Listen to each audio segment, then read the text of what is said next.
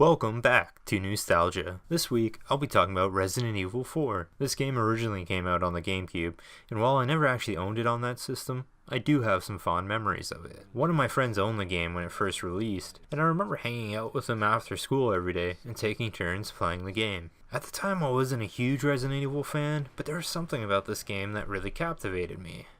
I think one of the biggest things I enjoyed was the setting. I really liked the concept of being on a remote island with killer villagers after you. Having revisited this game after so long, there were things I still loved, but there were also things that didn't hold up. Initially playing it again, one of the biggest things I noticed were how awful the controls were. I know that sounds pretty harsh, but after experiencing the new Resident Evil games, it honestly was a chore the first couple of hours getting used to it again. There was even a moment where I wasn't sure if I'd actually continue playing, but I committed to doing this video, so I kept playing. Look, the controls aren't absolutely horrible. After a while I did start getting used to them, but truthfully the combat isn't as fluid as I remember, and the camera was just awful at times. But there were still some aspects that I loved. One of my favorite parts of Resident Evil is the inventory management system. It adds almost a strategic-like feel to the game. You want to make sure you have enough healing items and ammo to get through to the next chapter. There were actually some moments where I ran out of ammo and had to resort to using my knife. It's always an intense feeling as you're knifing a monster and hoping that when it finally drops, it drops even just a little bit of ammo.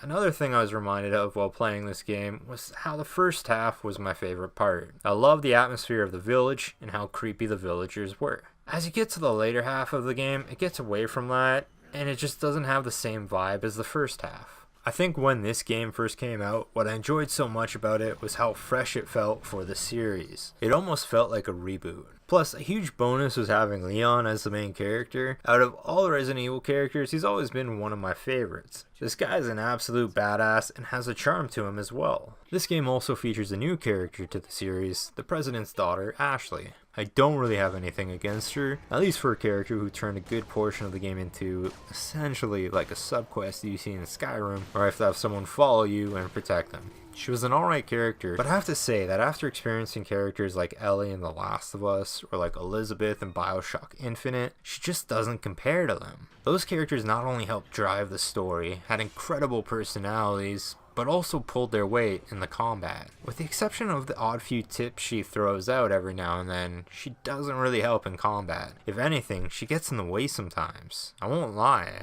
there were actually a couple times I accidentally killed her. I'll give the developers credit though, she actually isn't with you a whole lot in the game. I'd probably say there's almost the perfect balance of time spent on your own and time spent protecting her. Outside of that, the game features some new interesting characters, and even features some old familiar characters. One of my favorite new characters was the Merchant. I like to think he's what happened to the hustler kid from Recess once he grew up. I'm a huge Destiny fan, and one of my favorite parts of that game was how Xur, the exotic vendor who comes every weekend, feels essentially like a tribute to this character. Going back to the story and the experience itself, the interesting aspect of Resident Evil 4 was that this was when Resident Evil made the jump from a horror experience to more of an action experience. Although with Resident Evil 7 they seem to have gone back to the horror element that originally made this franchise famous. Another thing to point out is, when you look at some popular franchises like Resident Evil, Final Fantasy, and Zelda, these franchises usually have one game that majority of the fan bases seem to agree on as being the best of the series. It would be a safe bet to label Resident Evil 4 as that game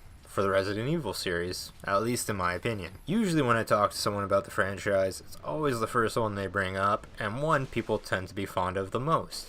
While I experienced issues that took some time adjusting to it as I was replaying this game, like outdated controls, I still love it, even if just for the first half of it.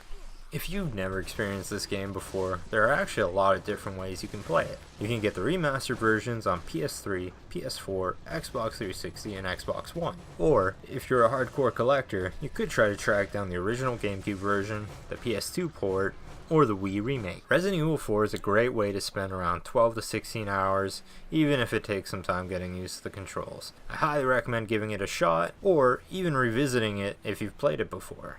Until next time, this has been Newstalgia.